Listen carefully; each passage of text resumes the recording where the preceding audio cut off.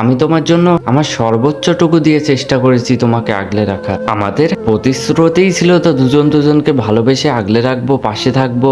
বিশ্বাস, ভালোবাসা, ভরসা এই জায়গাটুকু একদম স্পষ্ট ছিল না? আমাদের ভালোবাসার মাঝে এতটুকুও দূরত্ব ছিল না যেখানে বিশ্বাসঘাতকতা, বেইমানির সুযোগটা আসবে। আমাকে ভালোবাসার আগে কি তুমি এতিম ছিলে? আমাকে ভালোবাসার আগে কি তোমার পরিবারে বাবা মা ভাই বোন কেউ ছিল না? তোমার প্রতিশ্রুতি দেওয়ার আগেও কি কেউ ছিল না? তুমি যখন আমাকে প্রতিশ্রুতিগুলো দিচ্ছিলেন তুমি পৃথিবীর সবকিছুর এগেনস্টে গিয়ে আমাকে ভালোবাসবে, তবে তোমাকে বিশ্বাস করাটাই কি আমার ভুল ছিল? তুমি অন্য কারো বিছানায় শোয়ার আগে কি একটা বারও চিন্তা করেছিলে? আরে তুমি তো বিশ্বাসঘাতক বেইমানের থেকেও অধম। তুমি শুধুমাত্র বিশ্বাস, ভরসা, ভালোবাসা এই জায়গাটা নিয়েই খেলোনি, তুমি খেলেছো আমার পরিবার, আমার বিশ্বাস, আমার ভালোবাসা, আমার মানসিকতা সবকিছু দিয়ে। অভিনয়ের কষ্টটা পেয়েছি কোথায় জানো? তুমি না আমার রক্তের কেউ ছিলে না, তবুও না খাবার টেবিলে বসে তোমার জন্য পাগলের মতো কান্না করেছি। যেই মানুষটা তোমার জন্য পুরো ফ্যামিলির এগেনস্টে চলে গিয়েছিল, তুমি না সেই মানুষটাকে